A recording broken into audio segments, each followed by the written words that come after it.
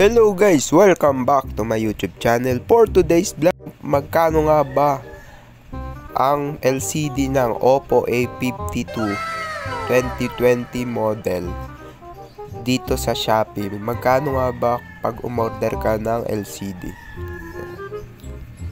Dito guys, ako na-order ng LCD dahil mura na, then may free shipping pa siya. Guys, yan. Then search lang natin Oppo A52 LCD original. Then ito guys yung LCD, yan. Mura na siya, 749. Yan.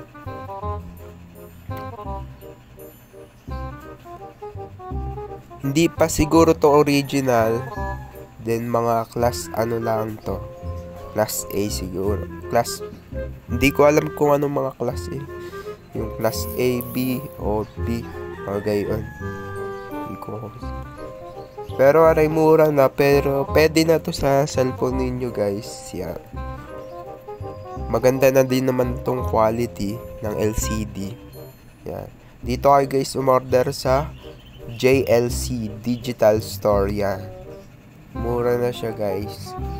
Then marami naman siya nagbebenta dito sa Shopee. Katulad nito 1,099. High quality naman ang LCD niya. Yung nga pala guys, yung Oppo A92 at saka Oppo A72 ay iisa din. Iisa din LCD siya. Magkapares din sa Oppo A52 guys, tsaka sa A92. Iisang LCD siya guys, yan. Pero kung bibili kayo, yan, meron naman pagpipilian. Kung cellphone nyo ay Oppo A52, ay di doon kayo sa Oppo A52 para yung dumating yung Oppo A52, yan. Kaso itong LCD nito mga 2 weeks dadating dahil China siya guys, overseas. Galing siya sa ibang bansa.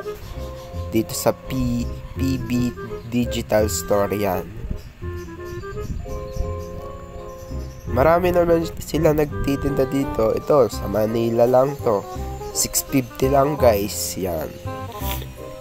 Sa Manila lang to, mga 2 to 3 days dadating na to guys. Kung nagmamadali kayo guys, yan. Pwede man meron sa Manila.